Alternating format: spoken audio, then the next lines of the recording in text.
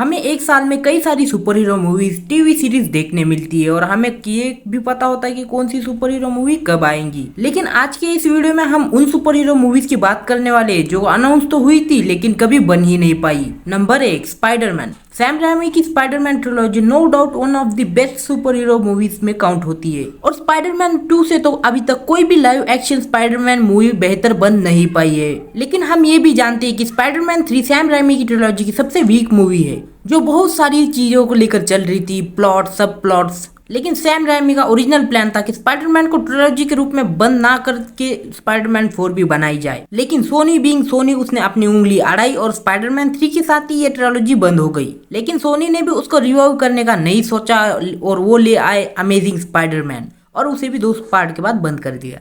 Number 2, Batman. Ben Affleck एक Batman movie बनाना चाहते थे, वो भी डार्क नाइट जैसी, as a director and actor. लेकिन हमें एग्जैक्ट समरी अभी भी पता नहीं है, बस इतना पता है कि इस मूवी में मेन विलन डेथ स्ट्रोक होने वाला था और हमने बैटमैन वर्सेस सुपरमैन में देख ही रखा है कि बेन एफ्लेक कितने काबिल है एज अ एक्टर और डायरेक्टर दोनों ही। उन्होंने अपने आप को प्रूव किया है कि वो कितने काबिल है, लेकिन ये मूवी हमें कभी देखने नहीं मिली। Number 3, Antman. ये मूवी रिलीज हुई थी 2016 में, लेकिन एडगर राइट इस मूवी के स्क्रिप्ट के ऊपर 2006 से ही काम कर रहे थे और वो 2014 तक ये मूवी को बनाने के लिए रेडी भी हो गए थे।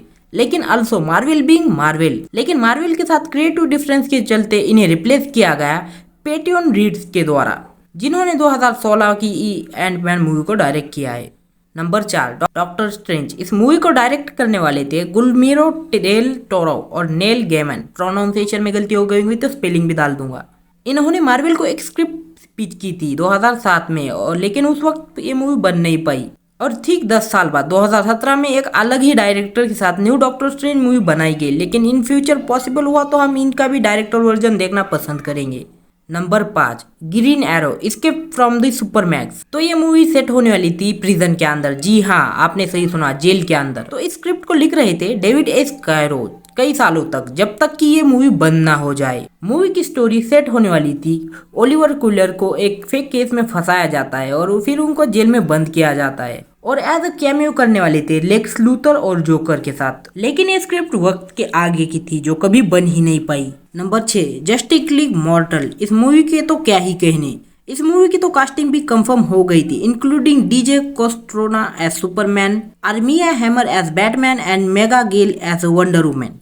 और इसे डायरेक्ट करने वाले थे जियोर मिलर। लेकिन 2007-8 के दौरान WGA की स्ट्राइक के दौरान प्रोडक्शन में डिले होते गए और अल्टीमेटली स्टूडियो ने इस प्रोजेक्ट को बंद कर दिया। लेकिन एक फन फैक्ट, जियोर मिलर ये वही डायरेक्टर है जिन्होंने 2010 की movie mad max fury of the road को डायरेक्ट किया था। नंबर 7, कैप्टन मार्वल 3 और एंटमैन 4। ये मूवी तो अभी ही होल्ड पे रख दिए गए हैं मार्वल स्टूडियो के द्वारा बुरे बॉक्स ऑफिस कलेक्शन की वजह से, जिसमें कैप्टन मार्वल तो डायरेक्टली फ्लॉप साबित हुई मार्वल के लिए।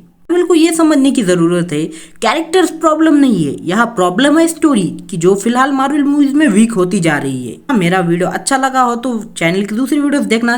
बाय।